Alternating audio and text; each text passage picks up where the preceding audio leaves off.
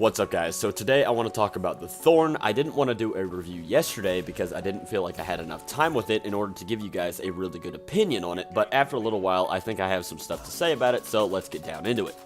Thorn fits into the 150 round per minute category. It does 68 damage per crit and 43 per body, which gives us a time to kill of 0.8 seconds, which is not bad, but it's not what makes this gun special. What has made the iconic weapon what it is today is the perk, Mark of the Devourer, which reads, rounds pierce targets and deal damage over time, kills with this weapon leave behind remnants. And that perk goes hand in hand with the other special perk, Soul Devourer. Absorbing remnants strengthens Mark of the Devourer and partially refills the magazine. So it refills 4 bullets every time you pick up one of these remnants, which is fine because it kills in 3 crits, so you'll always have a full magazine as long as you're getting the remnants. So these remnants actually do move towards you whenever you get them. So if you're within, I think, 9 to 12 meters or something like that, it'll actually move toward you. That way you don't have to run over it and pick it up. So don't kill yourself trying to go out there and grab it. It will come to you 9 times out of 10 if you're close enough. Once you get the Soul Devourer perk to proc, this will allow the Thorn to kill in 2 headshots with the damage over time effect, allowing you to do the old school Destiny 1 tactic of shooting someone twice in the head and just never looking at them again and watching the satisfying kill pop up in the feed. Now, I'll be honest, I'm surprised at 2 taps. I didn't think that they would let that happen, but I like the balance that they put in, making you have to get the final blow and the Soul Remnant before you can return Thorn to his former glory. Now, what Soul Devourer does is bring the weapon from being 2 damage per tick for 4 ticks to 7 damage per tick for 4 ticks, which means you can 2-tap anybody rocking 5 resilience or less. So if you do not want to get 2-tapped by the Thorn, you have to be running 6 resilience or higher. Now, there's a couple more things about this weapon. You can actually kill a Guardian in 2 crits and 1 body without the Soul Devourer buff with the damage over time effect. Now, obviously, this does increase time to kill, but it is nice to have a little bit of extra leniency in the shots you have to land. This is such a familiar but unfamiliar feeling using this gun.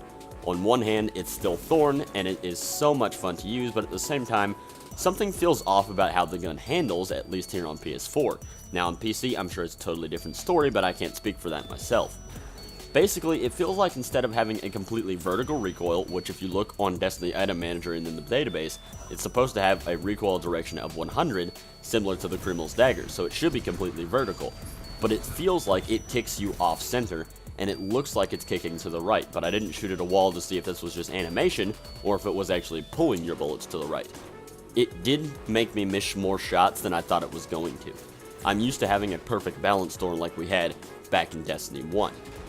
As far as how this weapon ranks in terms of how good it will be, I think it comes down to the range. It has a range stat of 54. Now, in comparison, Not Forgotten has a range stat of 74, and Ace of Spades is 86. So it's definitely not the Thorn we remember, and it can't compete with these big boys when it comes to range. And if you're in a one-on-one engagement with something like a Luna's Howl, even in the correct range, you're going to lose if you don't have the cover to deal with it. Now, don't get me wrong, this is still a fantastic weapon to use, and it's really hard to compete with any of the 180 round per minute hand cannons in a straight up 1v1 battle. But it does bring up some interesting points.